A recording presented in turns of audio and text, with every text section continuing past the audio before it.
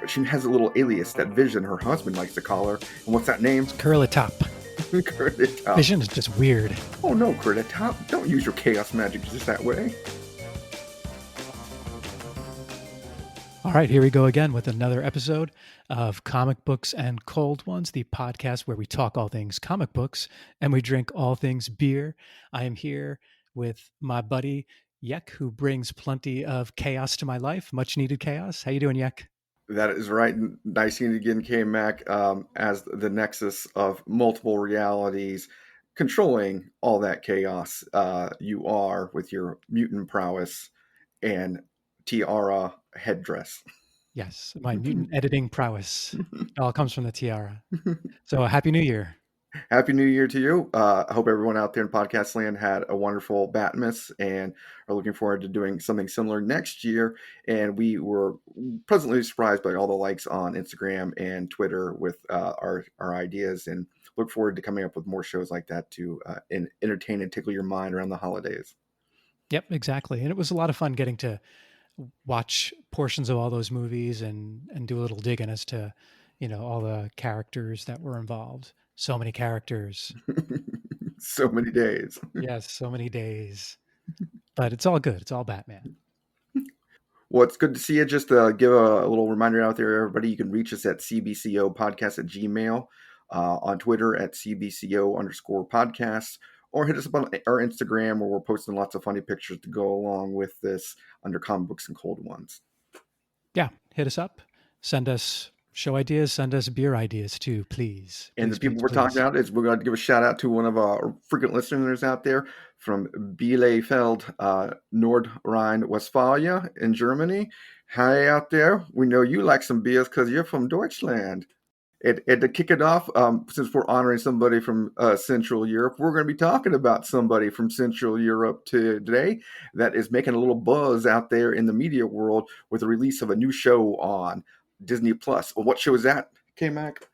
Well, that's WandaVision, of course, the post-Endgame story of Scarlet Witch Wanda. So we're going to be diving deep into her character today, looking at her life, her family, and all of her descents into madness.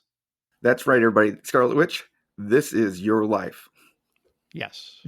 So we're going to be running it down, but we're going to need some beers to go along with that. And so we've both picked out some wonderful beers to accompany us with these crazy tales of probably the most complicated character in all of Marvel Universe. And what are you drinking today, KMac, to go along with this? All right. Well, I'm going with our first ever back-to-back brewery beer on this podcast. Oh. Yeah. So my beer is again from Hidden Springs Ale Works right here in Tampa, Florida. Now, the beer is called Serenity Now, Insanity Later. Oh, that goes along with what we're talking about today. It goes along perfectly. And I almost had this for our last Batmas podcast, but decided it wasn't exactly right. Now, this is a chocolate-covered, cherry-inspired sour ale with milk sugar. Ooh. So it's got some cherry red in it there to honor curly-haired Scarlet Witch. Yeah. Yes. So, and it comes in at 5.5% ABV. And from what I understand, it doesn't have any IBUs. That's okay, because I don't really know what those are. It suffers from zero bitterness. Perfect. Unlike the Scarlet Witch, I'm sure, having lost her children multiple times. Yeah. Yeah. And all she wants is some peace. She can't get it, though. What about you? Today, I am also going with a beer that we, from a brewery that I had before, that we had back in the October podcast. The brewery is Old Bust Head, but This time they also make another beer that is perfectly attuned to this. It is Vixen, an Irish style red ale, since we'll be talking about everybody's favorite Avenger, Vixen. Vixen being a red fox female, just like the Scarlet Witch.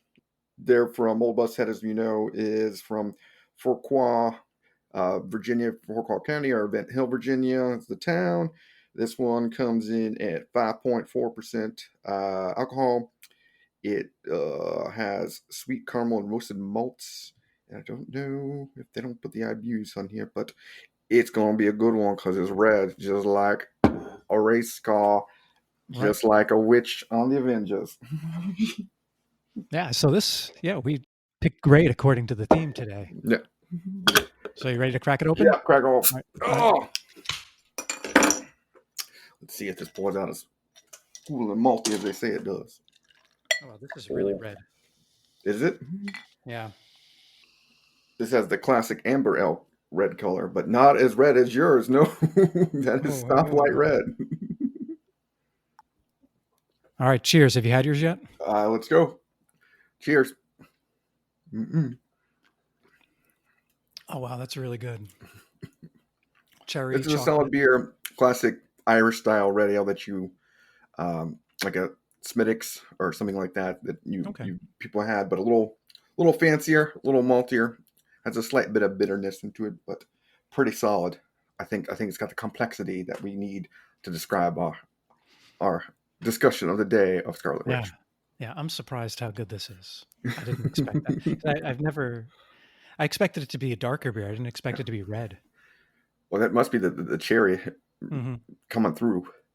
Yeah, I can taste chocolate and cherry, both very well. Does it taste like a Schwarzwald cake? No. I don't know what that is. That's the Black Forest cake that has like the chocolate and the cherries in it. Yeah. No, it tastes more like if I had chocolate ice cream with cherries in it. Like dark chocolate ice cream. All right. So where are we starting? We're going to kick off. We're going to run down this family tree. So as we said, Scarlet Witch, probably the most complicated character in the Marvel Universe. I think the only person that only comes close are maybe the Summers family as a group. Maybe, but no, I think over the top, Scarlet Witch kind of destroys it all. And as you know, Scarlet Witch has had a long run with the Avengers. Before that, she was with the Brotherhood of Mutants. But her real name is Wanda Maximoff. But she also, at one time, goes by Anna Maximoff when she is adopted by Gypsies as a child. And she has a little alias that Vision, her husband, likes to call her. And what's that name? It's Curly Top. Curly Top. Vision is just weird. Which supposedly irks and also flatters the Scarlet Witch often when he calls her Curly Top. He goes, "Oh no, Curly Top, don't use your chaos magic just that way." Vision, he has a lot of human qualities. Sense of humor is not one of them. pretty much a ham. At one time, she did have the last name Frank. When we get to the presumed parents here in a second, we'll talk about that. But she dropped the name Frank after that. Never takes another last name of her husband because Vision doesn't have a name, and he repeatedly says that I don't have a last name. I don't have a last name. So Wanda's like, our kids won't have a last name, but she gets Maximoff, and she's got a twin brother who's older or younger. She's older. Wanda's older by 30 seconds. That's right. Yeah. 30 magical seconds. Right. It probably wasn't supposed to be that way, but she made it so. Yeah. The only time Quicksilver was running late. Yeah, that's funny. So Quicksilver, of course, is Pietro Maximoff. Goes by the mutant super speed, but also he had a young name also given to him by the Gypsies as Mateo. That's really weird. Is that a normal Gypsy name, Mateo? Well, it's just Matt in like Italian and Spanish, but I don't know why he has to have a separate name from Pietro. Like Anna, I can understand because maybe it's shortened of Wanda somehow, but Pietro to Mateo, I don't quite get. Yeah, so it rhymes. Even their names screw up these two twins for a long time. Yeah. And now they were raised when they were children raised by Bova. Is it Ayrshire? Yeah. So the midwife and the nursemaid to young Wanda and Pietro was Bova Ayrshire, the anthropomorphic cow woman of the New Men. Right, created by the High Evolutionary. The first creation of the High Evolutionary to help raise all the New Men on Wundagore Mountain. She goes by a number of names as the Old Woman of the Hill and also Bessie. Bessie, that makes sense. So a beer story. I have another beer in my fridge that I almost brought out for this podcast. It's called Divine Bovine. It would have been perfect too. Yeah, it'd been perfect for honoring one of my favorite characters is Bova, because she wears all the human clothes like a matronly Eastern European woman, but Right. she's But also she's a a cow. cow. And I don't understand quite how her hoof hands work because they never really show that so much. But she's always mixing things on the stovetop too, which is Right. I mean, I think she's a very good nursemaid. yeah, she's the Everyone best. seems to like her a lot. So Bova delivers the two twins to a young woman who was running away, also a gypsy woman. We find out that only known, in the story, you find out his name Magda, and so Yes.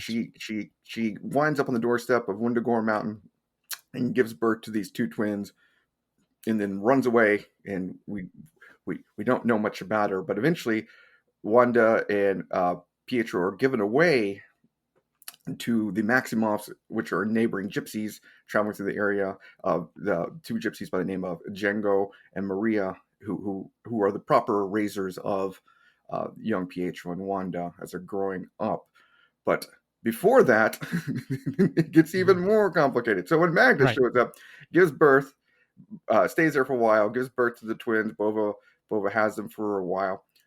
Another young couple, American couple, comes to the mountain to give birth also because they're frightened their kid might be damaging. They need the help of the high evolutionary who runs Wundagore Mountain.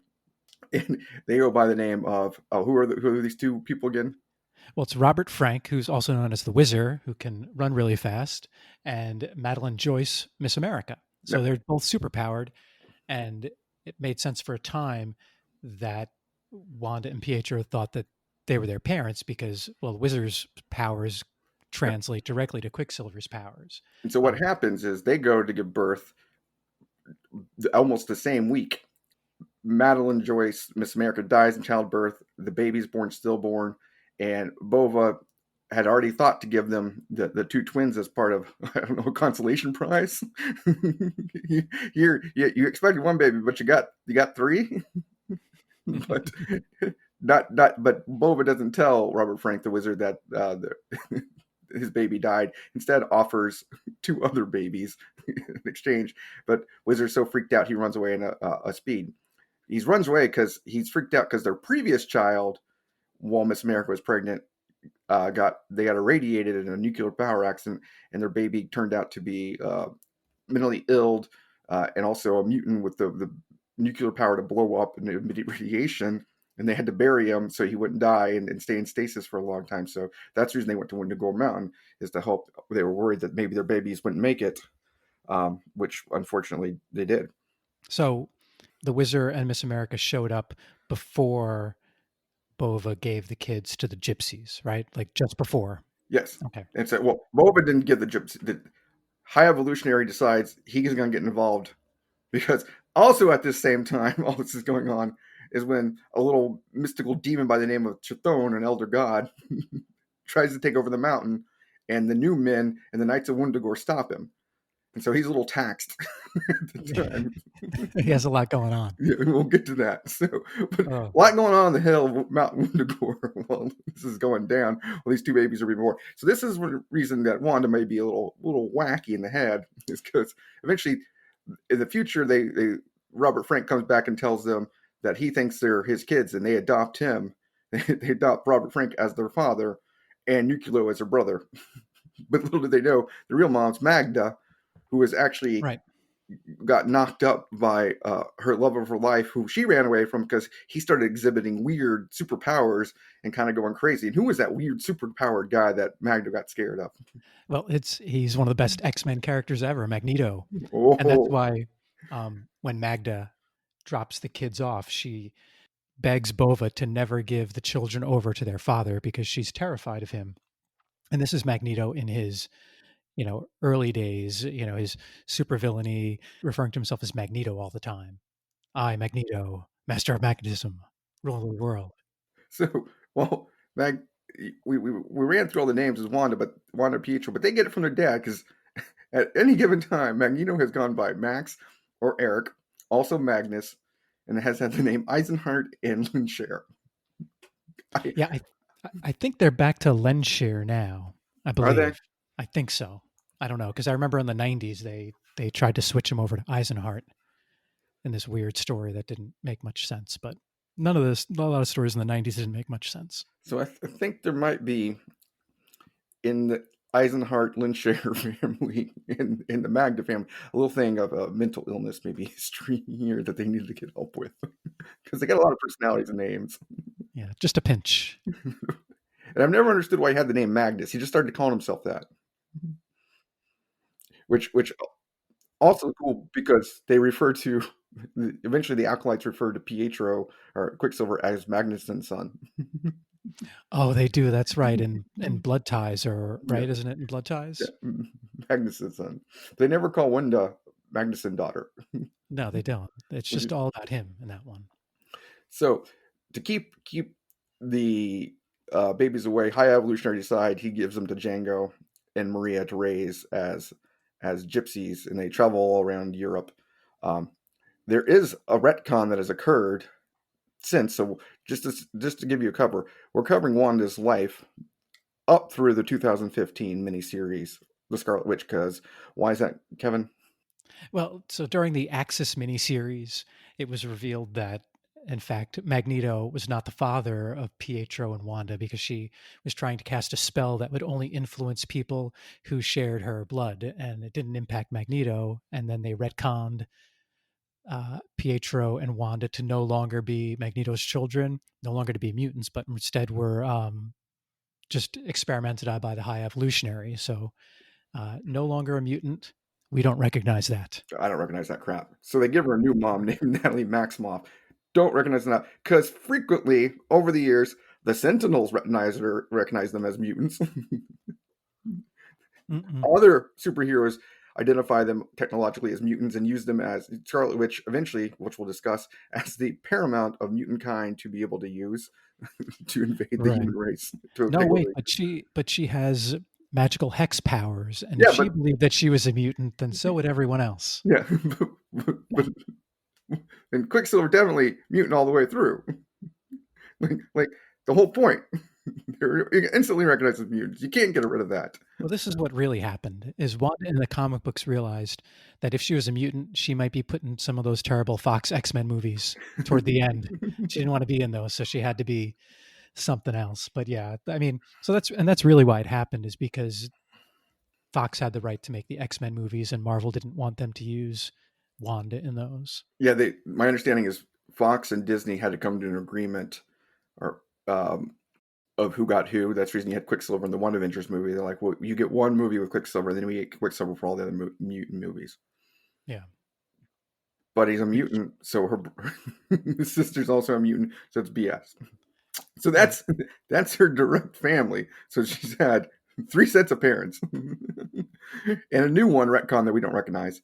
And you can also consider the High Evolutionary kind of a weird parent in the future because he also supposedly messed around with the babies before giving. Well, he got the babies, messed around with them, then gave them back, and then retconned that they were born to Magneto, which makes no sense. So he's the weirdest of parents with the PS mom. So that's their big family.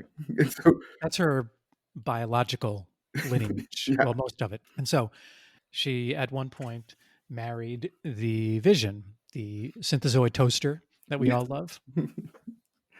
Which gives birth to the new TV show that you guys are watching. So a lot of you people out there are saying, well, this is kind of a weird TV show. So that's what we're breaking down for you, why it's so weird. Right. Yeah, I mean, did you watch the first 2 episodes yet? I haven't watched it yet. Oh, no spoilers. I'm not going to tell anyone anything except that it's really good. It's really creepy and wacky and very intriguing. I'm really looking forward to see where they go with this. But yeah, so it's based on the fact that in the comic books, they were married for a period of time. And the Vision is a much more complicated character in the comic books than he is in the movies. And I think we talked about this a little bit before because we had some discussions on how much of a genius Hank Pym is. So why don't we start there? You tell us about how much of a genius Hank Pym is related to the Vision. Okay, we'll break it down for you here. So Wanda's paternal in-law grandparents are Hank Pym and Janet Van Dyne, because Hank Pym created Ultron, who eventually created the synthezoid that is Vision. Now, Vision is not an android, he's a synthezoid. whereas an android are made to be everything just like a human, whereas a synthezoid is as near to an android as you can be, but they're not robots, whereas the Ultrons are robot. Never understand the difference between any of them. But Vision is made from android parts left over from the original Human Torch, and one time he thinks he's the whole Human Torch. We'll get to that. Yeah, but to bring life to him, after him to life, Ultron uses the brainwaves from the dead Simon Williams, also known as Wonder Man. Now, wait, was Simon Williams Wonder Man already? Yes, Or he was Wonder Man, but he was evil Wonder Man. And then he gave up his life to save the Avengers, but he didn't die. He just went into like a coma, and he was eventually brought back to life as a zombie by Black Talent. That's right. That's right. Legion of the Unliving or something. Oh no! This is the one where it was just like an undead zombie war with the Avengers.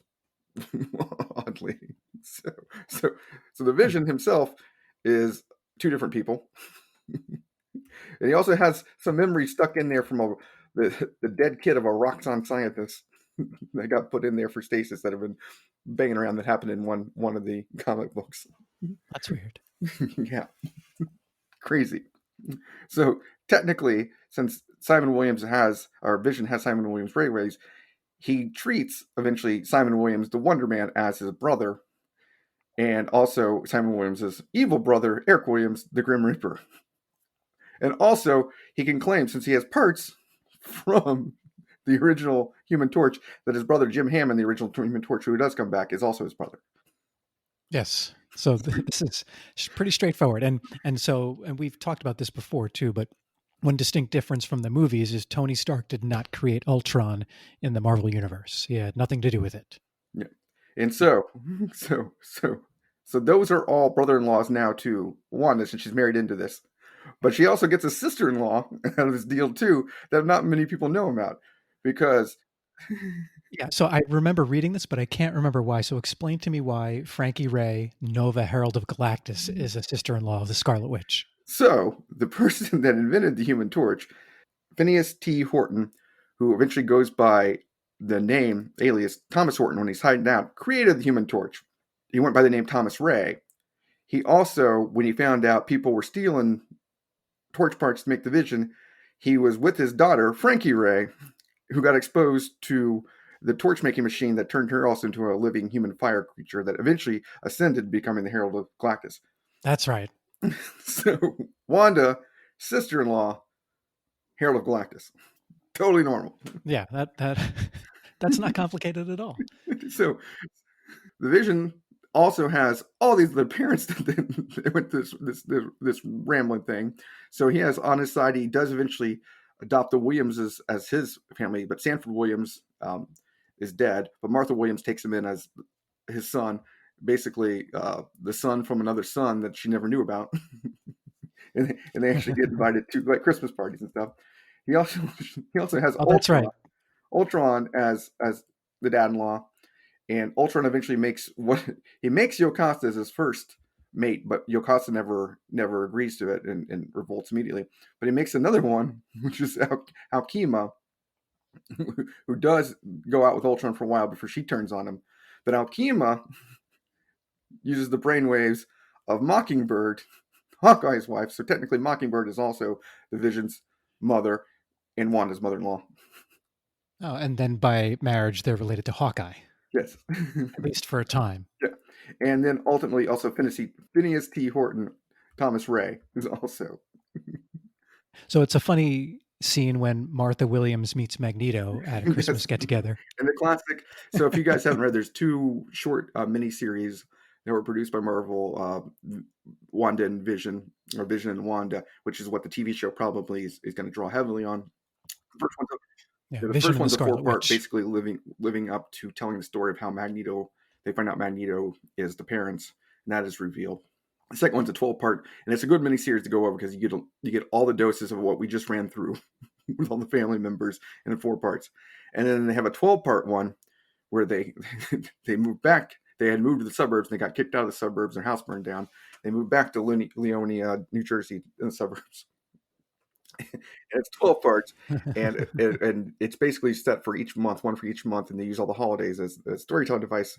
And so for Thanksgiving, yeah, Magneto comes over for Thanksgiving, along with Right. Captain America, Wasp, and Wonder Man, Martha Williams, and their realtor. Because they bought the house Yeah. with their salary from Mhm. the Avengers. So, speaking It's of the good realtor, salary. Wanda is also related, as we mentioned, to Quicksilver as a brother. Quicksilver marries Crystal, Amicalian of the Inhumans, so she's also related by marriage to the Inhumans. Eventually, Crystal does go out with that realtor and cheats on Quicksilver in that miniseries. Right. That's so weird. I don't want a guy running around so fast all the time, always talking about his work with the militia. I just want a regular Leonia, New Jersey realtor. Right. Someone who has some property. Give me a nice spot in Leonia, New Jersey. Yeah. They eventually, though, Quicksilver and Crystal have a child that is Luna, who who is the granddaughter of Magneto, and it features in many stories going forward.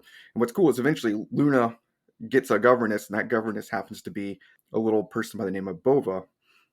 When they bring her back over from the old country, and Bessie gets to help raise Bova, but she also has another governess who's an Inhuman also. So pretty cool kid to have so much crazy things going on. Yeah. But in Yeah. that second miniseries, gets even crazier. Wanda and Vision have two children. They have twins. Have two children. What's that you say? How can Wanda have a baby with a synthezoid? Because he's not even an android, so his parts aren't as close to human as possible. Where everything is, he's a synthezoid, so it's as close to an android as possible, not as close to a human as possible. So in issue number 1 of their first limited series, they get into their house and they get some time alone for a minute. And then I can't remember what comes up, but something comes up, and Wanda goes, "I suppose we can postpone our lovemaking until later tonight." Yes. It's very, so, very so we, sexy, very yeah, so we seductive. know something's going on, that they do have an active love life, because synthezoids can, I guess, synthesize what they got to do. But Right. so eventually, they do have the whole point of the 12-part miniseries is to get to them having their kids. Wanda gets pregnant after she gets imbued with extra magical energy from the killing of all the witches in New Salem, and her hex powers get drawn in, and she gets preggers that way. Very interesting way to get pregnant. Not an immaculate conception. Which Right. magic and mutant Right. hex powers get blended together to make two kids. But they don't know there's two of them. And the whole part of the miniseries, after they know she gets pregnant, they always ask what the baby names are going to be. But when she gives birth, another extra baby comes out, and because it's such a magical birth, who's the doctor that assists with the birthing? Well, it's Doctor Strange, of course, and none of the hospital instruments and none of Doctor Strange's magic detected the second baby. So right away, you could suspect there might be something up. But yeah, Doctor Strange was essentially the doctor that monitored her pregnancy the entire time. Which, I mean, makes sense. If you need a doctor and there's Who's magic also involved, the Sorcerer call Supreme. Doctor Strange. You're kind of limited. You're Yeah, kind of limited on. You think he's on a PPO, or do they have to go outside their network to get him? probably. Although there might be special insurance for mutant magicians. Possibly, I don't know. Probably through Doctor or Professor Charles Xavier. I'm sure Yeah, he has something they set up. also don't, like, when he finds out they're pregnant. He's like, "My golly, I didn't think it was possible, but yeah, you got pregnant," and which is really weird because it comes into a big effect and destroys most of the Marvel universe later. And he's like, "That shouldn't have happened." Yeah, so that we'll get to that. We'll get to that later. But yeah, it's very important to remember that Doctor Strange delivered the babies because there's a huge revelation later that something that happens with these kids he's apparently never told about for 15 years of or 10 years of comic book continuity. No one ever mentions this to Doctor Strange. So the babies come out, and they had been debating the whole series what they were going to name them, and so they end up naming the babies Thomas for one, or Tommy for short, and then William or Billy as they go. And how do they choose those names? Oh shoot! Oh, I here's a remember quiz reading for it, you. but I can't. You stumped Okay, me. I can't so remember. so Yeah, I can't remember. Thomas takes his name from the T in Phineas T. Horton. Tom. Oh, and William is for Simon Williams. But they William's don't have family. last names Yeah. because they're the Vision's sons. Vision's like, I got no last name, as we pointed out. But over Yeah. the years, they've had some other characters that have factored in heavily with Wanda as almost kind of family members. So she eventually gets her magical ability and training up to speed when Agatha Harkness takes over, raising her or helping her out after the marriage of Crystal and Quicksilver on the moon. She leaves Franklin, who she's the nursemaid or the governess to Franklin Richards for the Fantastic Four, but realizes that Wanda needs to learn more about magic because something's coming down the pike she can sense. So that's who her witchy teacher is, and Yeah. it factors heavily in all the stories eventually involving Scarlet Witch.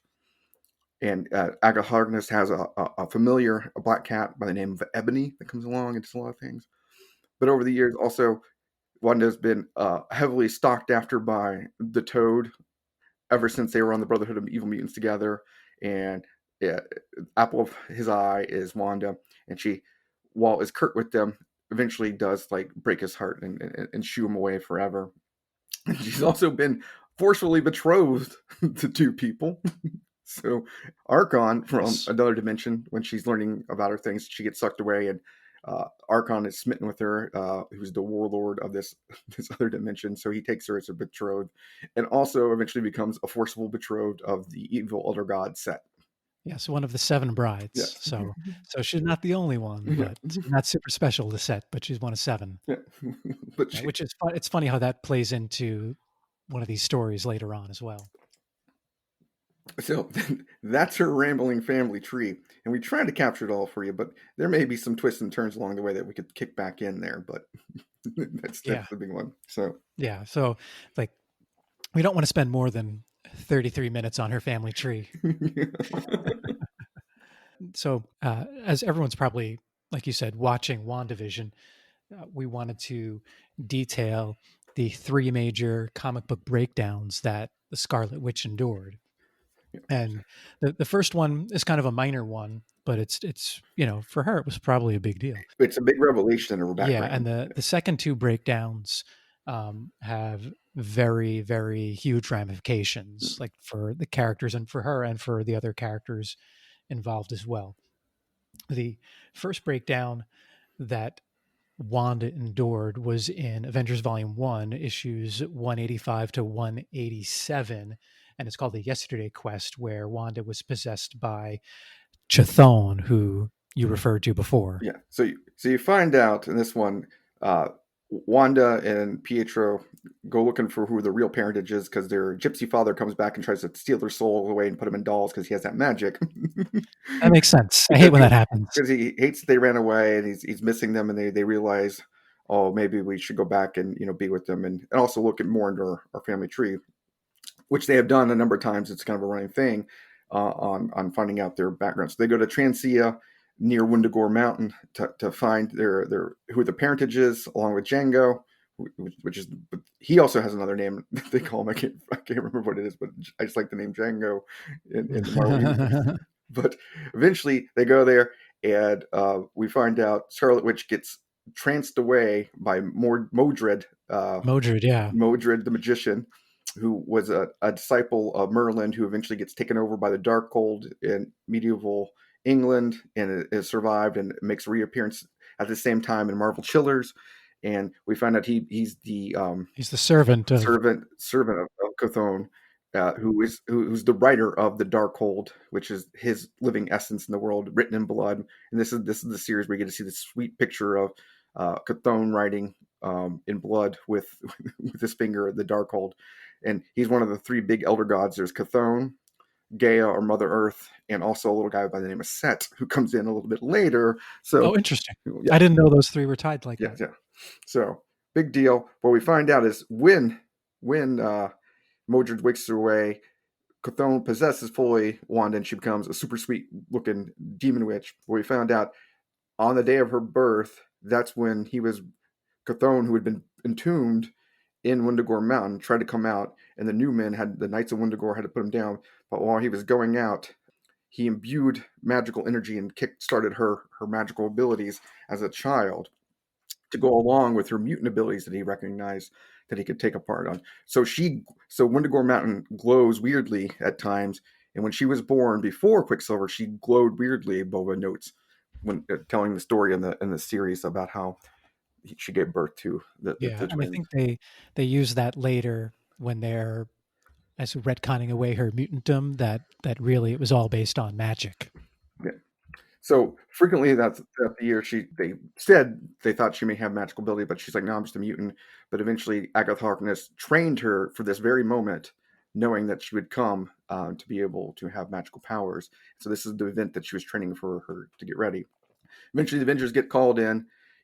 She takes them all over, and it's only through the power of love from Pietro and the Avengers and Django's love doll, or his soul doll, they were able to suck Chthon out and once again entomb him in the doll, this little scary little Scarlet Witch doll under Wendigo Mountain. Yeah, and Modred loses his mind, and Bova takes care of him. So he lives with Bova essentially, Yes. and he's there when we didn't talk about this, but part of the Vision and the Scarlet Witch series, when Magneto ends up going to Bova's house to find out, whether or not Scarlet Witch and Quicksilver were his kids. Modred is there, just kind of like stirring soup and drooling. Yeah, Just, but he still gets the sense of magic in the eyes. He also appears in another couple of issues where they go back to Bova, and he's still drooling thing until he eventually gets his mind back and starts trying to take the Darkhold over again. yeah, But in some later Avengers stories, right? yeah, so even as a kid with no known name, she gets imbued both with mutant powers and magical powers, and she's marked as the vessel for Chthon on this earth, the most evil character, elder god of all of them, like Yeah. Dormammu level, master of the Darkhold. so she's off to a bad start in life. Yeah, you kind of feel bad for her. She didn't have much of a chance, and as we go through these, you're like, "Holy crap!" Like, it's like everything bad that could happen to this lady just keeps happening, and the fact that whether she's all magic or mutant or a combination of them, she just can't control anything that happens to her. Yeah, it just made me want to drink more of this sweet, sweet Irish red ale. Yeah, yeah. I mean, she probably could have used some serenity now, insanity later, for sure. But it's that magical ability that she's marked with, which becomes very important in her third big breakdown. But before we get to that one, we realize that she's been manipulated since a baby by an elder god to be the vessel of him. That was enough to drive her crazy and eventually have magic babies that appear. Yeah. Then what happens in her second So breakdown? What's in her that one? second breakdown, she's been manipulated by Master of Time Immortus for, we'll just say, in comic continuity time, this long con by Immortus starts in June of 77 and goes through September of 1990. Most of it toward the end is written by super spectacular writer and artist John Byrne. Really great story. Yeah. The artist for Yesterday's Quest is John Byrne also. Oh, is it really? Yeah. So that's the reason I Nice. think he's got a big thing for Scarlet Witch writing these stories. Making her crazy.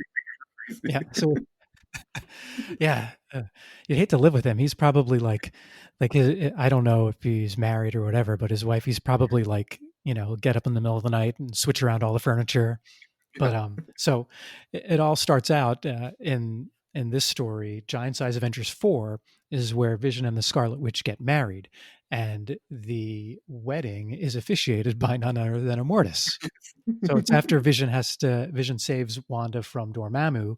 They reunite with the Avengers, and there's a double wedding between Vision and the Scarlet Witch and Swordsman, or the essence of Swordsman, and Mantis. It's the mystical Kuwaite energy that marries with Mantis to be the Celestial Madonna, which is all the things affecting Empire right now that you go back. This is the end of the Celestial Madonna, where she marries the plant people to merge them with the human people. That's an Empire? That affects what happens in Empire. Oh, interesting. Yeah. All right. I did not know that. I haven't read that yet. But Immortus is key to that because he also helps show Vision where he comes from to make the Vision kind of go crazy, knowing think he's come from the Human Torch. He also is playing the long con. He's like, yeah, that whole Celestial Madonna thing, not that big a deal. I'm more focused on Right. this. Right. It's funny, right? So he gets them married because he expects kids to come out of it somehow, and he knows that they shouldn't have kids. So he suspects that any kids that come out of it will further his plan. And now, like you were referring to, Immortus seduces, this is his words, seduces Vision sometime off panel to take control of all of the Earth's computers. And that happens around Avengers number 251. Yes, when Vision is linked to Isaac, the Titan computer of the Eternals, he to get rebuilt back up after he gets brain fried, and he's rebuilding himself after going through the annihilation thing to get rebooted up by Annihilus. That he realizes how big he can be, and it's never really clear if it's Isaac that was giving him the ideas or he was borrowing from Isaac on how Isaac Right. ran Titan as the world computer, like so all a Brainiac to Superman's Krypton. Was that shortly after Kree Skrull War? No, there was this is 80s. This is 80s. So 80s. All right. Right. And so after he does that, he's seen as a danger. So the leaders of the world are convinced that they should dismantle the Vision, but apparently Immortus subliminally convinced them to do that. So the Vision is dismantled. But Immortus is careful to explain when he's, villain-splaining that he convinced them to dismantle him, but not in a way that they couldn't put him back together pretty easily for the most part. and There's really panel. cool, really cool first panel of an issue after he's disassembled, where they show all the circuitry of his face, and it was pretty amazing because John Byrne wrote that issue, but he also had to take the time to draw that issue or draw that panel. I could like that panel must have taken so long to do because the detail is so intricate of the inner workings of or I guess just below Vision's skin or whatever. But yeah, it's a great panel. We'll put that up on the Yeah, Instagrams, I it's pretty guess. sweet. Yeah. So so this is still all Immortus, all so far. So they end up rebuilding the Vision in Vision Quest, which is a story in the West Coast Avengers starting around issue number 47. But this is the period where Vision is all white and he's no longer his green and red and yellow self. And because he was disassembled, put back together, he didn't have any of his human qualities anymore. He needed Simon Williams' brain patterns for that, but But Simon Williams is like, no, I kind of really I like Scarlet Witch. So one of the cool things that they do earlier on, and the reason they treat the Williams as Vision and the Williams as brothers, that the Vision is Simon Williams before he went into the coma, and then Simon Williams after the coma is Wonder Man. So basically, they treat him as two different people, even though they have the same mind thinking way of thinking, but they've had different life experiences. So they're two different people, but they eventually all end up wanting to get it on with Scarlet Witch. yeah. Yeah. And Simon was like, no way, dude. I love her now. I got a one up on you. But he rues the day for that later in a really disturbing panel that we will discuss. Yeah. So then, coincidentally, after they bring the Vision back, well, not well. Let me backtrack a little bit. So Scarlet Witch is super pissed at all the Avengers that no one's worried about the Vision, right? Because he's back, but he's not the same. She wants them to work hard to, try to recreate the Vision that he was. And in the meantime, too, there are all these different nannies watching the twins, but the twins keep disappearing Yep. and then coming back. They're So like, we'll they're like, you're a terrible nanny. You keep losing my and children, but when you she keeps firing up a whole bunch of nannies.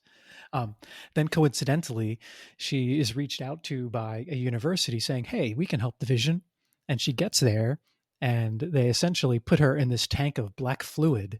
And it turns out all of these people at this university are controlled by something called that which endures, which is an ancient organism that's kind of lived inside of all living things and eventually becomes sentient. so it basically is um, a symbiotic organism that lives within living things that remains dormant, but comes out every few epochs to help usher forth evolution a little bit more and choose which thing it's going to survive in that's And they stronger. pick mutants. And so And they woke up this time and they were looking at it and they realized there's humans and there's mutants, but they haven't figured out how to get in the mutants yet. And so they choose Wanda as the Yeah, weird, ideal right? mutant. How did they do that? If she's not a mutant, these things that have lived forever are like in you and like, oh, Yeah, you're a mutant. like obvious out of all the No, she's not a mutants, mutant. and they had a screen up with like 24 or so mutants, and they chose Wanda out of all of those mutants. So essentially, they infiltrate her mind and convince her that mutants are superior. Now, eventually, they break her out of this. There's a really, really cool story of Captain America and She-Hulk infiltrating that university to try to break her out. And the She-Hulk gets possessed by it, and so does is it one other person, or is it only She-Hulk? She-Hulk does, and the other people that show up, they've already started taking everything out. Captain America doesn't because his super soldier serum prevents any bacteria or other organisms that aren't native to him able to live. So he's got super immune system. Yeah. So basically, we need Captain America's blood to stop COVID. We do. I'm surprised they That's what I haven't. learned in this. I mean, they probably injected bleach into his blood or put light inside of him. That's probably what happened. That's how it got done.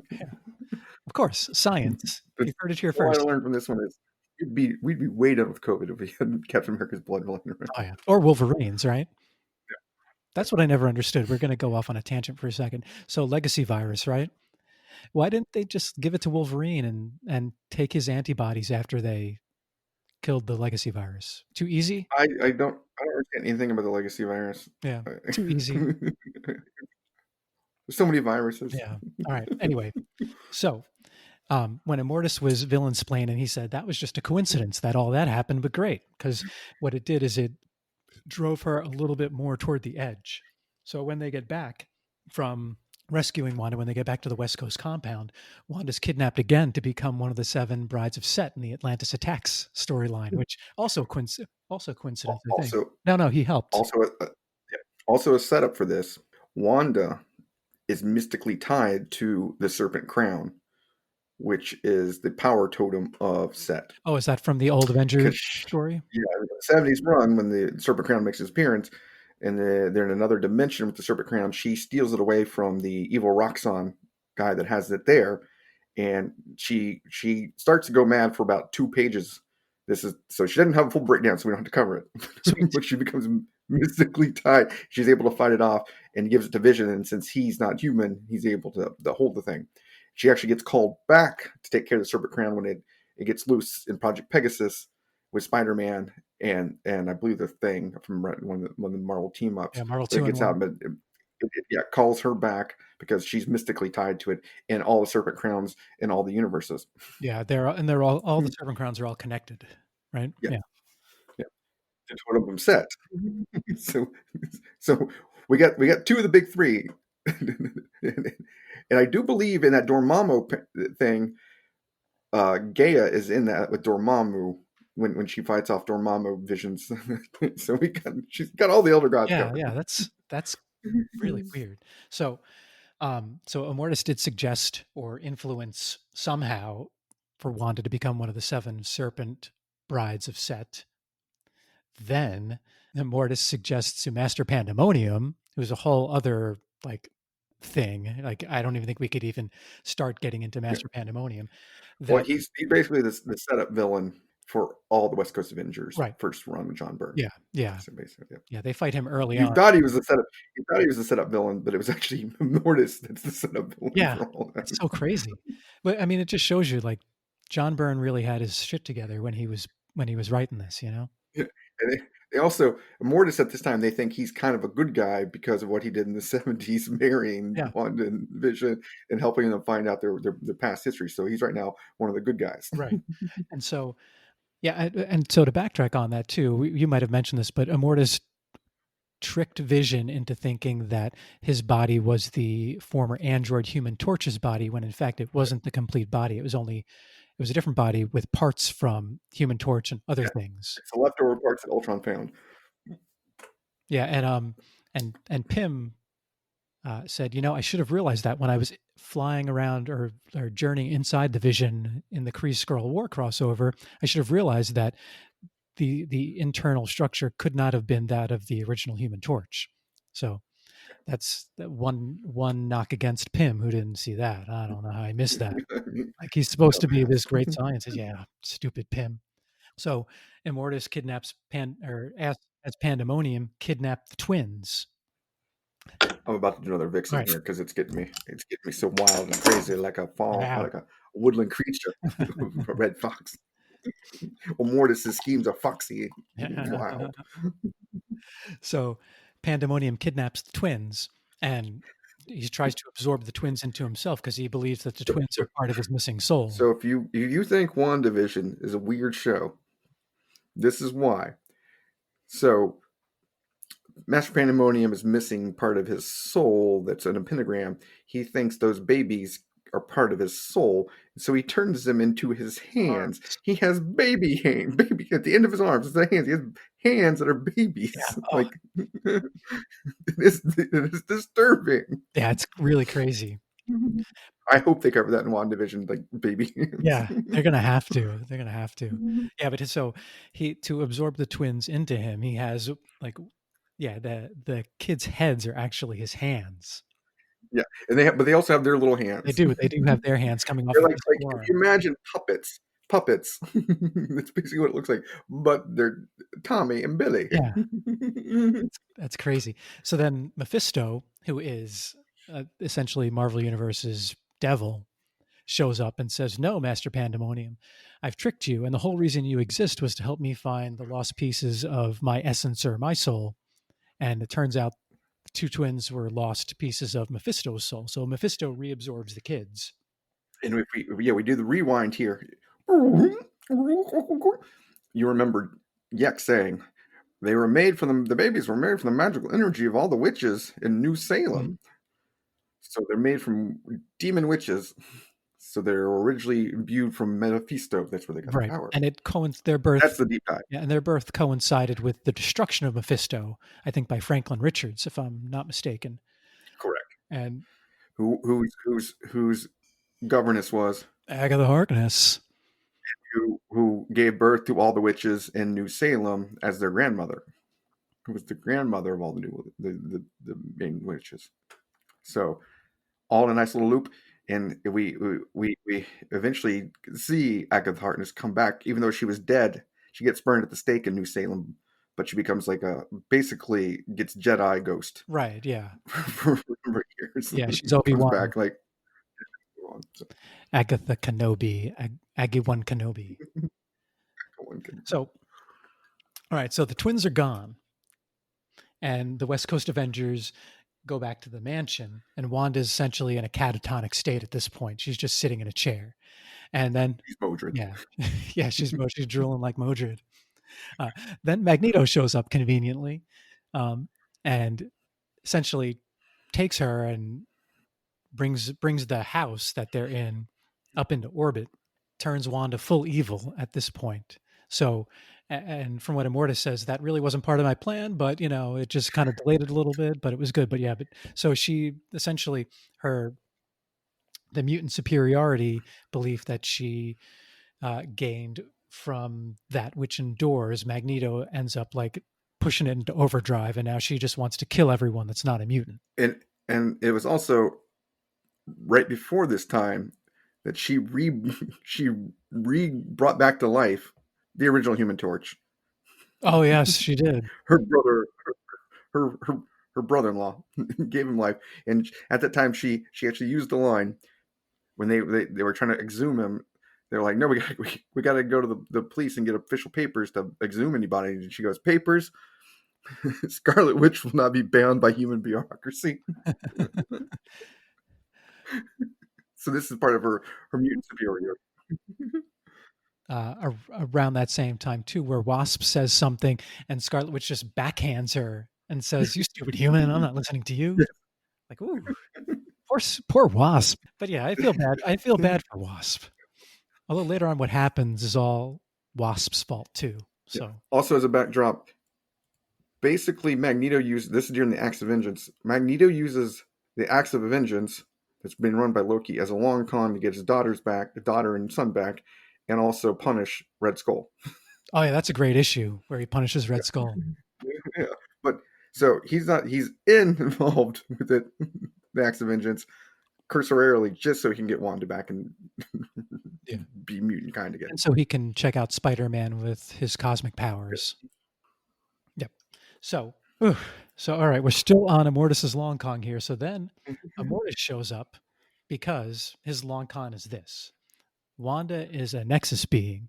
She is a person who belongs to all realities and divergencies equally. So he can use her. If he can control her, he can control all realities for the 7,000 year time period he's in control of. So he can bring order to all of those realities. So that was his long con. He needed her to be powerful enough to influence all of those at the same time. And all of these things he did, just to recap, officiated their wedding, made sure they had kids.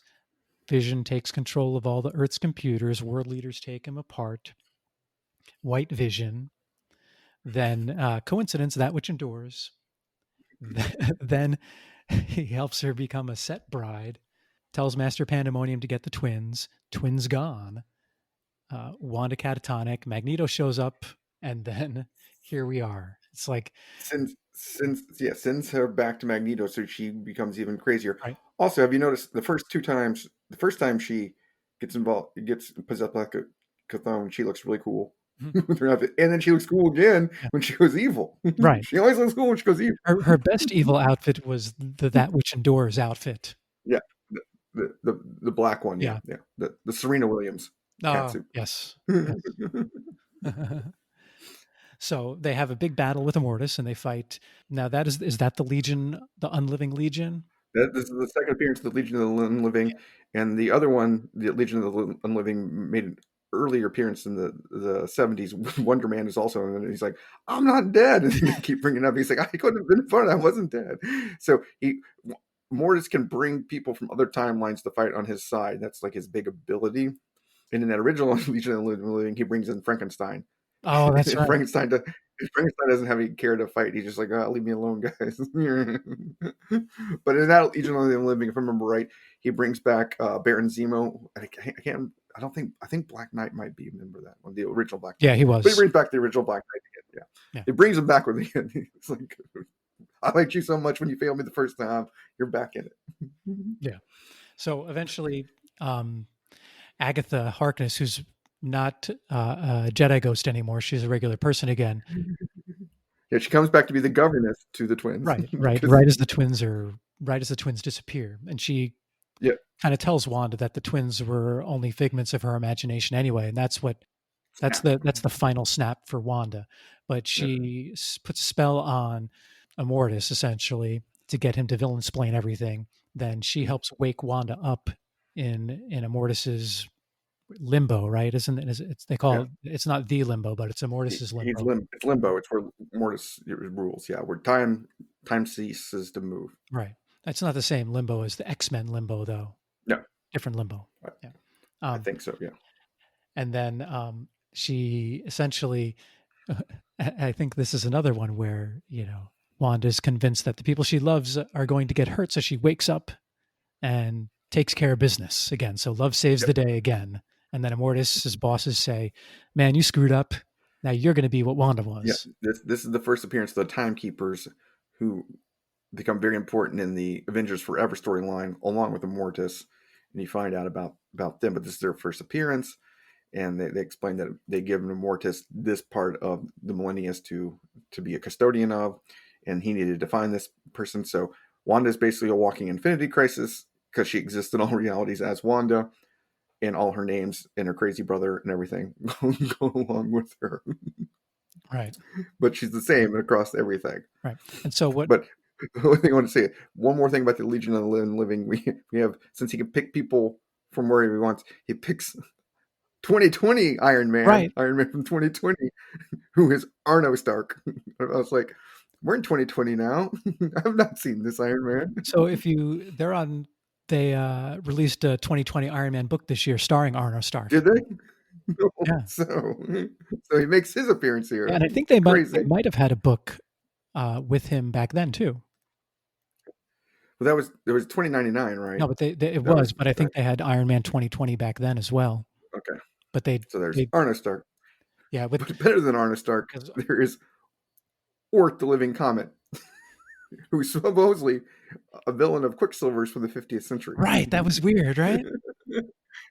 Ort makes no other appearances other than like a panel in someplace else, but he basically looks like a guy in a NASA space suit, who has a fireball gun.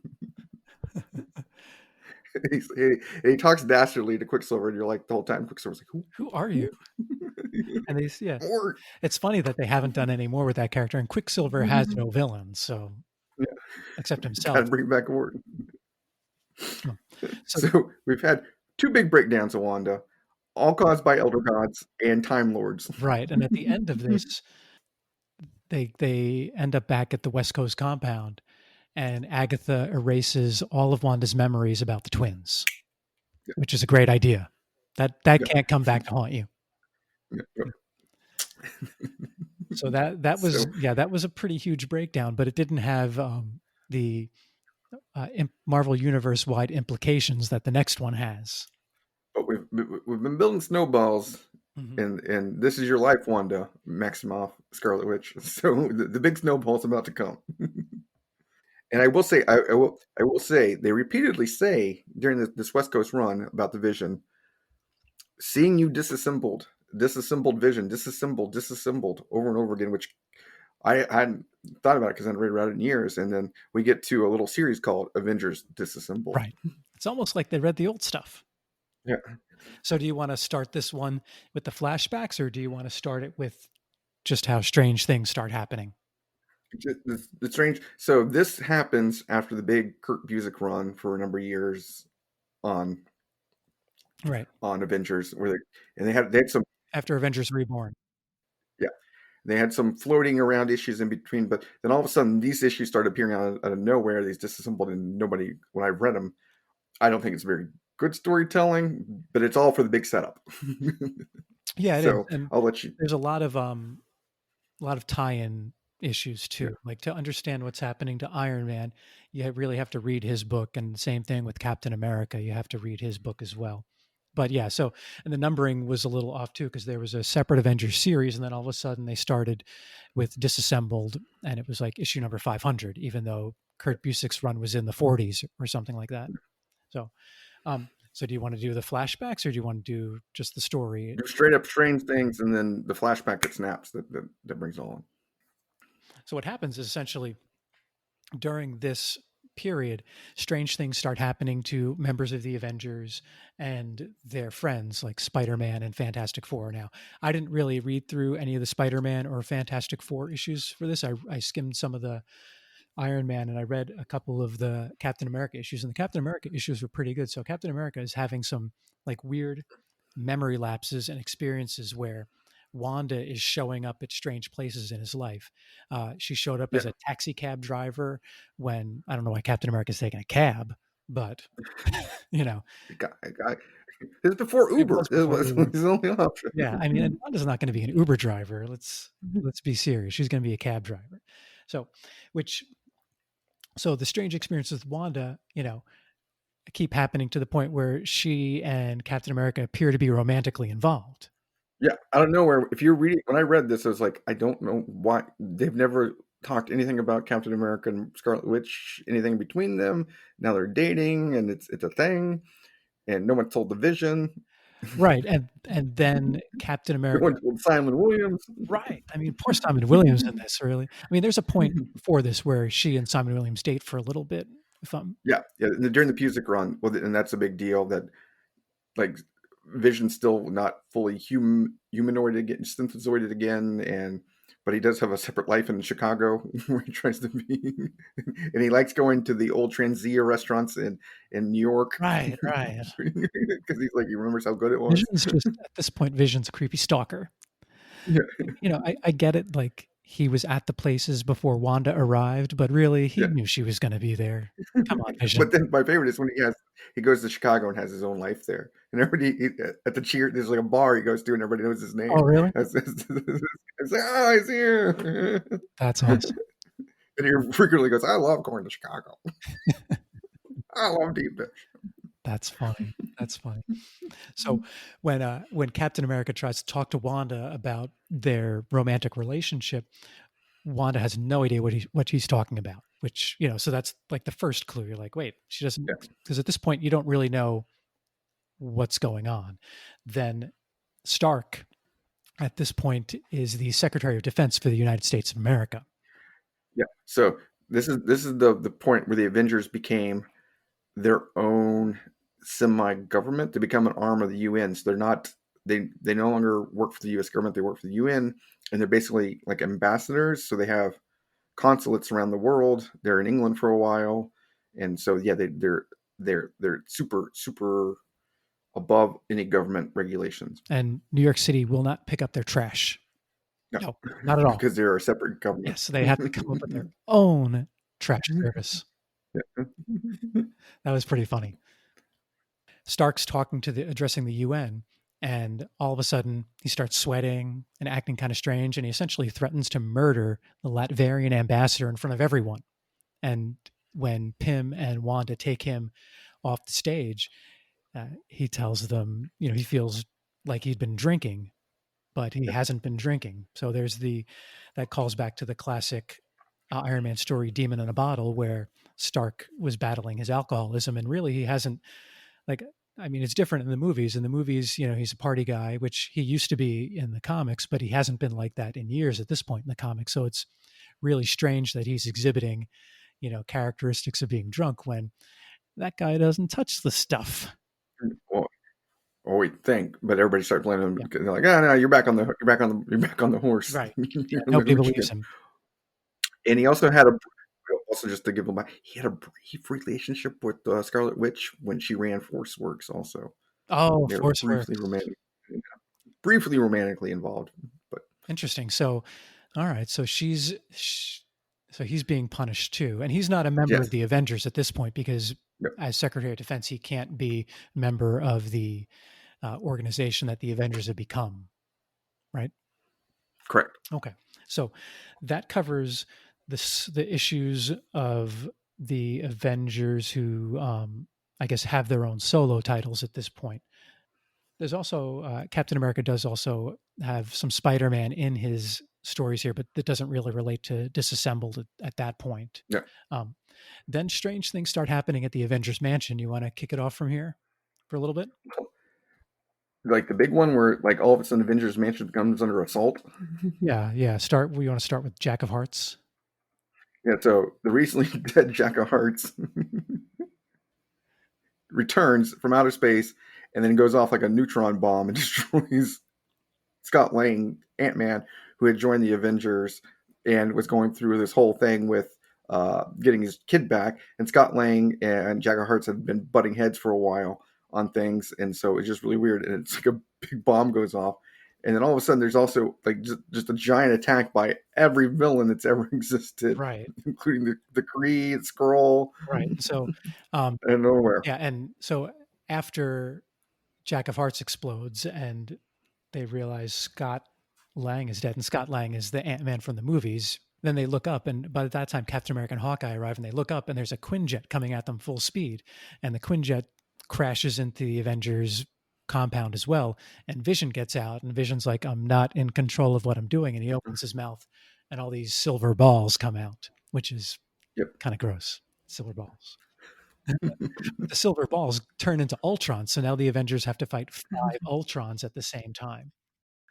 And it's a pretty harrowing battle, and they're all, they're half of them are getting beaten, half of them are destroying the Ultrons, and because of all this is happening at once, She-Hulk starts rampaging essentially. So goes Hulks out for no reason at all. Yeah.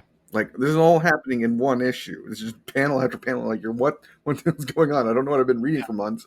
Yeah, it's Scarlet Witch and Captain America getting it on, and Iron Man's drinking again, and it happens like in a relatively few issues, and you're like, what's going on? Right. So She-Hulk in her rampage, so she's destroying Ultron. She just can't stop. She ends up hitting the Wasp when the Wasp's in her tiny form, and then she also somehow think, swings too far and hits the new Captain Britain.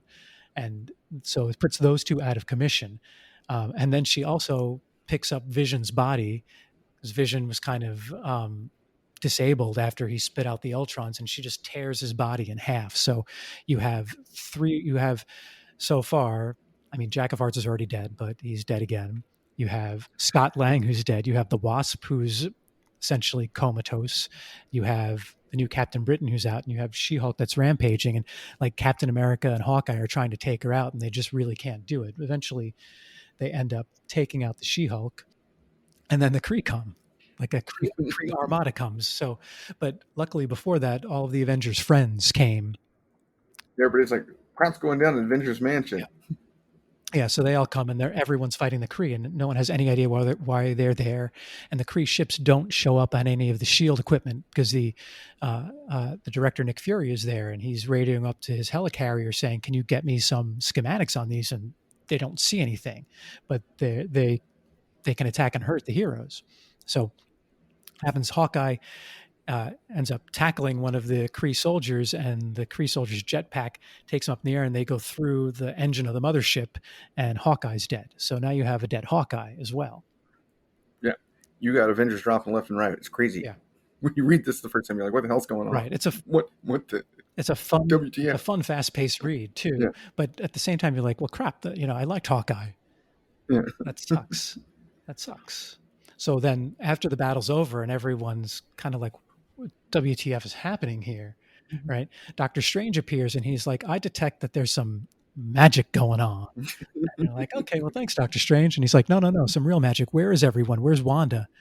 And Iron Man, it's like, "Well, she was with me when I was at the UN, but she's not here now, so it couldn't be her." And Doctor Strange's like, No, I think it's her.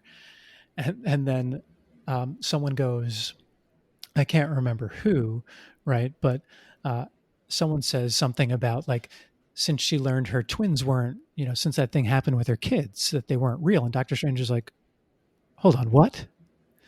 He's like, "I was there delivering those babies." And they're like, No, they weren't real. They were absorbed back into Mephisto. And he's like, "Why didn't someone tell me this?" So Doctor Strange is like, "What?" Wait.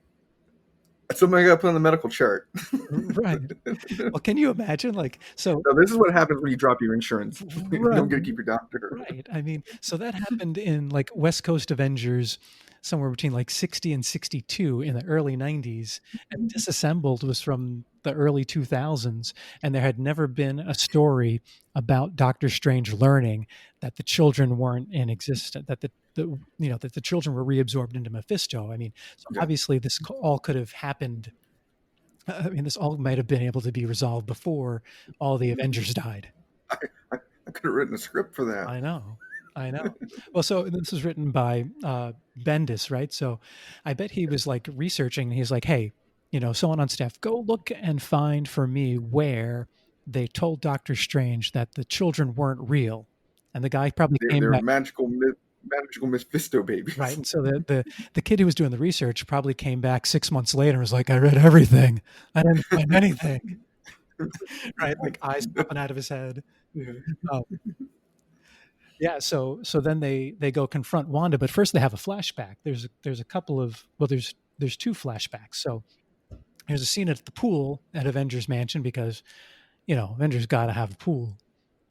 And Wanda is sitting out with Wasp, and Wasp is a little tipsy, and she's ranting about how superheroes shouldn't have children. And she says to Wanda, "And you tried to have 2 kids."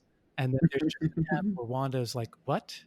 And then I think they're drinking margaritas too. Yeah, they're drinking margaritas. So yeah. Wasp tipsy. Tequila doesn't do you well. Right. And then there's another flashback where after that, Wanda goes to see Agatha Harkness and demands to know what happened to her kids. She's like, "People are saying I had twins. Why don't I have these kids anymore? What happened?" And so when you read a little bit back, if you go into Busick's run in Avengers Volume 281, right after the new Captain Britain joins the team, and Captain Britain's trying to figure out how to tell whether or not she should tell her kids that she's Captain Britain because her kids think she's dead. Wanda tells her that, she's going to tell Wasp about it too, because Wasp is good at keeping secrets, even secrets she shouldn't be keeping. So Yeah. it's almost like they talked to Kurt Busiek and said, "Hey, just put something in there about maybe Wanda knowing about the kids." There's also a thing where Busiek starts talking about Wanda's control of chaos magic. Right. Yeah. And so that's like the new thing that they just start describing her power is controlling her mutant power overlays with chaos magic somehow. Right. And they mentioned that to Doctor Strange, and Doctor Strange is, wait, there's no such thing as chaos magic. Like, what? like they clearly need to keep Doctor Strange on retainer. They have a lot Yeah. of questions they can't answer. You gotta go for your checkup twice a year. I know. So I found something else too. So there's in Avengers West Coast number 70. This is shortly after all that Immortus shit happened. That Hawkeye's like, oh, I feel so bad with all my problems, complaining all the time, and look at you. You know, you lost your husband and you lost your kids and something else. So there is one mention to Wanda afterwards that she doesn't have kids, but it looks like she's still too close to her mind wipe to know what the heck he's talking about. So Disassembled essentially ends when the heroes go to find Wanda, and they find her having dinner with Vision and the kids and Agatha, and they have the big old battle, and Doctor Strange essentially just like snaps her mind like out of reality, so she can't. She's essentially comatose again. Yeah. But he vegetates her. Yeah. And then who shows up to come get her and take her away? Her best younger brother Pietro. Nope. Oh, Magneto comes in. Magneto comes in. Yeah, Magneto comes in. Yeah. He says, "This is my daughter. This is my deal. This is my problem." Right, and he was in the Excalibur stories at that time, where he and Xavier were trying to rebuild Genosha, and in the corresponding stories in Excalibur, Magneto essentially creates a wormhole that he passes through to get Wanda, and then comes back through. So, that book wasn't very good. But so Disassembled essentially leads directly into House of M, which is so her third breakdown is a really long and drawn out breakdown. Yeah. Well, it leads to this. This will be their end story kids, but this is like since the 70s they've been building up to this basically, right? As far as I can tell. So I had a discussion the other day with who's the most powerful mutant. Is it Franklin Richards, Proteus, or Legion? And when I was researching this, I was like, we can't leave Wanda out of this story. She may be almost as powerful as all of them. Right. So because of this. Yeah, I mean, yeah, she seems to obviously be able to change reality just whenever she wants. So Xavier tries to help Wanda for about 6 months, tries to like snap her out of it, tries to help her gain control of her powers and piece her mind back together, and just can't do it. So they have a get together with the Avengers and the X-Men to discuss what to do with her, whether or not they're going to kill her. Logan wants to kill her, straight up schnicked. Put her down. Yeah. And then they all head out to Genosha, I guess, to finally decide what to do. Quicksilver gets there first, tries to convince Magneto to do something. Magneto won't do anything. Then, or maybe he will, I don't know. So Quicksilver talks to Wanda about changing things to give everyone everything they want. So when they finally arrive, they can't find her. Then Xavier disappears, and then Spider-Man walks into a room, and there's just a light, and everything goes white. It's cool. Boom. Yeah. Quite white. Quite boom. Yeah. And then the next issues start out with the whole House of M storyline, where reality is completely changed, similar to what happened with Age of Apocalypse, but in this one, everything's rosy and everything, and the world is a perfect place for mutants live in harmony with humans, and Magneto rules Genosha with his family, the House of M, including Quicksilver and the twins and Wanda. Right, and they kind of they rule Genosha, but they kind of rule the world too, but not directly. So yeah, everyone has everything they want. Like Spider-Man wakes up next to Gwen Stacy and he has a kid. Tony Stark is super famous and super popular, right? Isn't he? More so than usual. Captain America never died after World War II, so he's just an old dude living in an apartment in Queens. Yeah.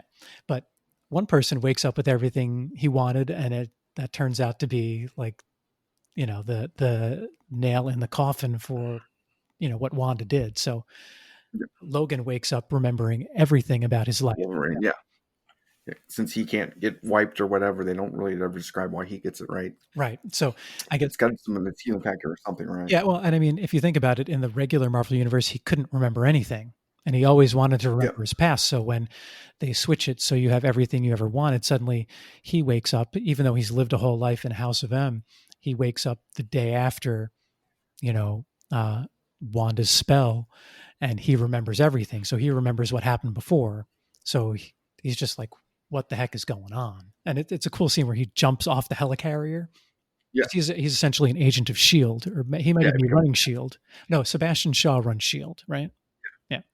But he's an agent, Yeah. He's an agent of mutant S.H.I.E.L.D. or whatever, keeping the mutant issues at the forefront. Yeah, he and Mystique are a couple. So he goes on a quest to fix this, and first person he finds is Luke Cage. They really use Cloak and Dagger in a cool way in this story too, of how he teleports the heroes wherever they need to go. You don't really see enough of Cloak these days. No. I think he's going to start making more appearances. I think they're trying to do a TV show with Cloak and Dagger. Okay. I think they had one, and I think it got canceled. Oh, okay. It all went black. The show just it went Dagger, not Cloak, and not Dagger. Right. It did. So there's also the introduction of this mutant named Layla Miller in this story, who I don't know what her powers are, but she plays a big part in later X Factor stories, but she can help them all remember the past. So Layla Miller slowly activates the memories of the new Avengers, and every time somebody wakes up, they just like, I'm going to kill Wanda. I'm going to kill Magneto. They're not making any friends with this. So they wake up all the heroes, and some other heroes that weren't in the X-Men at the time. Like they wake up Rogue, they wake up Nightcrawler, and they all go to attack Genosha. And they wake up Doctor Strange as well. And Doctor Strange still trying to talk to Wanda, and there's just like these really weird scenes where like Wanda's talking to him, but also like she's talking to him through the kids. So the kids are still like a made up part of Wanda. For some reason, she just can't make the real kids, right? Yeah, she can alter reality to a point, but she can't. Yeah, she can't make life. So eventually, Layla Miller like reactivates Magneto's memories, and Magneto just goes on a rampage because it turns out it wasn't Magneto's idea, Quicksilver's idea to warp reality this way. So they're fighting the whole time, thinking it's Magneto who wanted to make mutant kind the superior form. So they think they all need a dogpile on Magneto. They didn't realize it was actually the brother who wanted to give his sister finally peace. Yeah. In her fractured, crazy mind that she has. To give her serenity now.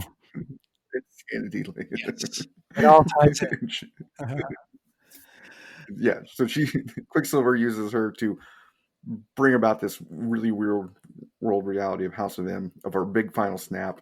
And to end it all, what happens once they finally get through to her and saying, okay. And it turns out too, like somehow they couldn't find Xavier. The whole time they were looking for Xavier because if you remember, he had vanished right before everything went white.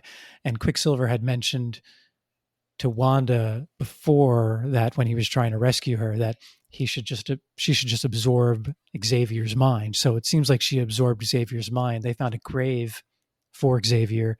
And then, right as all the heroes are like coming up on her, she changes everything back to normal and says, no more mutants. She goes, they're like, she's trying to think of what would make this all better, since everybody didn't want to, but she's been hounded her whole life because of one thing. She's a mutant, so she wants to just get rid of all this strife that, right, knocks it all out. Yeah. And so everyone the only people that can remember House of M were the ones that, were woken up during House of M. No one else can remember, but what's happening is, and I didn't really like the No More Mutants story. I thought it wasn't. And it was very Well, they convenient. didn't flesh it out. Yeah, it was very convenient that only X-Men kept their powers, and the villains that the X-Men are fighting at the time. Right? No more mutants except for the ones we need to do these stories. Yeah, we need to keep the books going. Yeah, yeah, So, yeah. So but that's the big snap, everybody. That's the big snap, kids. That she created a whole world after all this hounding by elder gods, by time lords, and finally her brother telling her to make everything better. right. So all the crazy stuff you've seen on that TV show, you're getting ready to see more crazy stuff. We're talking baby hands. Mhm. We're talking betrothed to other dimensional creatures. We're talking fake babies made from dead witch magic, Right. souls of demons. And we're talking mind altering realities of paradise that eventually remove all mutants from existence. Right. Or maybe she'll say something that brings mutants into existence, since there are no Yes. mutants in the Marvel universe right now in the cinematic. So And that's the big possibility, isn't it? That this might be the big crossover that they finally get yeah, those Fox contracts away from those Fox executives yeah, with a little chaos magic. yeah, yeah. Hopefully. Yeah. And so, um, and so they after House of M, they can't find Wanda anywhere, and it turns out she's living back in Transia with no memory of what happened. Um, Yep. and then there's kind of a retcon story, uh, the Children's Crusade, which is a crossover with Avengers and Young Avengers, where it turns out that two Young Avengers, Wiccan, whose name is Billy, and Speed, whose name is Tommy, are actually the reincarnated twins of Wanda and Vision. So they go on a quest to find her. They find that the Wanda in Transia is actually a Doombot, and Wanda is set to marry Doctor Doom. She still doesn't remember anything, so they take her back in time to disassemble because one of the new Avengers is a young Kang the Conqueror. And Immortus again, right? Who's also Yeah. Immortus So, and Scarlet so, Centurion. so he did go over that in the West Coast Avengers story. Did they reveal that before? Or was that the first reveal that he was Kang? Oh no, that they've just got that happens in the 70s. Okay. All right. So just The reason they think Immortus is a good guy is he helps team him up. He helps stops Kang. okay. So they already knew that. Part of the long con. Yeah. Yeah. No joke. No joke. Yeah. So, and eventually so when they go back in time to the disassembled story, when they come back, they bring Scott Lang with him before the explosion killed him. So Scott Lang back to life, which is nice. I always liked Scott Lang. He's a good guy, right? That's usually you get Paul Rudd, right? Right. Yeah. So, and it turns out they did retcon part of Disassembled because in those flashbacks we talked about where Wasp reveals that, or reminds Wanda that she had the twins. And when Wasp goes to, not Wasp, but Wanda goes to Agatha Harkness, sometime probably before she went to Agatha Harkness, she went to Doom because she knew Doctor Strange wouldn't help her. And they tried to give Wanda the power to create life. So Wanda got all this power, but it was just too much. I am Doom. I will give you life. Yes, I am Doom. Doom is the best. So essentially, OBGYN Doom. right. So it turns out, right, that Disassembled was essentially Doom's fault because he couldn't help Wanda get the power correctly, and probably the fact that he even tried to. But then they have to defeat Doom because later on he gets all the power, and then Wanda's able to essentially be exonerated for what she did during Disassembled because she wasn't in control of herself. She didn't do it out of anger. She did it because she had this overwhelming power that was controlling her again. So, yeah, there you have it. Scarlet Witch, this is your life. This is your life. So, in WandaVision, look for maybe a Doctor Strange appearance. Look for a Mephisto appearance. Look for, like you said, baby hands. Baby hands. Yeah. Look for maybe a Grim Reaper. Definitely Vision being taken apart, which we know is probably what's going on. Oh, yeah, true. You can take Vision apart. Although Vision's already blowed up. He's blowed up. That's what I mean. He's already blowed up. So, but that has to be doing something where they're trying to put him back together. Yeah. And just looking for all around craziness that's going on in her life. And I definitely think they're going to use the chaos magic logic again, which is the only time that I understood. They finally got it right, I think, with the chaos magic and her powers, her hex powers, that her mutant powers to tap into some magical energy, all like what's the Ileana? Yeah. What's her mutant name where she can Magic. Magic can control that was the first time I ever kind of made sense of. But during the Immortus run, that was really cool. That then she's the Nexus of reality. So when something occurs, she makes the hex things go. It occurs in all realities. So that's always the way it's been. Right. Which is kind of a cool thing also. Yeah, or whatever she thinks can potentially influence things around her and create splinter realities. And what doesn't splinter them, it actually goes back and changes them. Because remember, Hank Pym runs that test on the titanium bar. It's under pressure. So kids, yeah, he's like, I want to try to explain your power. So I've taken this titanium bar and I've found there are no flaws in it. It's under pressure. And I want you to cast it and see what happens if it breaks. And so she tries it because she doesn't know what's going to happen. It shatters. And then he takes pictures of it after and he puts them both on the screen. And they both have flaws. And he's like, that's not possible. The other one didn't have flaws. I took pictures of it. But it's become this quantum entanglement where things that occur there are influencing in the past, and everything comes full circle because she is a walking infinity crisis. Right. And so Immortus is during that story traveling to all these different timelines and fixing all these different things. Like there's a timeline where several of the Avengers died in the earthquake of Los Angeles, and he changed that back. And then there's a timeline where Lincoln didn't get shot, and he fixed that. So there's and same thing with Kennedy, right? Didn't he fix a Kennedy one too? Yeah. So it seems like she's having a ripple effect, right? Mm-hmm. As she's slowly going. Yeah, she's slowly descending. Yeah, I mean, so there's a lot of things to look forward to in WandaVision. But maybe she'll say something about mutants. That would be spectacular. Yes. I'm hoping there's a hint for that. Yeah. So maybe hit up on Twitter Elizabeth Olsen. Hey, drop in the line in there, even if they don't write it for you. Yeah. Just keep doing it. Yeah. Hashtag Elizabeth Olsen. Okay, how do you rate your beer on a scale of hex powers? Oh, you rate yours first. I have a different rating for mine. Oh, on a scale of changing probabilities, I'm definitely talking about creating babies from witch mystical energy. This Vixen beer from Old Busted. It's solid for telling the story of a Vixen redhead itself, a curly top. Yeah. So my rating's similar. My rating, this beer, right, Serenity Now, Insanity Later from Hidden Springs Ale Works, is like Wanda's twins, right? Like you think you have two of them. They're so good. You look away and you look back and they're gone already. They're just gone because you love them so much. They're so good. That's amazing. Yes. That's the best rating. So, hey, everyone, thanks for listening. We appreciate it. And drop us a line on our different social medias, right? We have the Instagram, just look up comic books _cold ones, at Twitter at CBCO_podcast, and email us at cbcopodcast@gmail.com. Let us know what you thought and give us beer suggestions and more story suggestions. We're hoping we can maybe do another This Is Your Life later this month, perhaps. Right, Yek? Yeah. Well, we'll see if the probabilities and the hexes hold. Right, of course. Of course.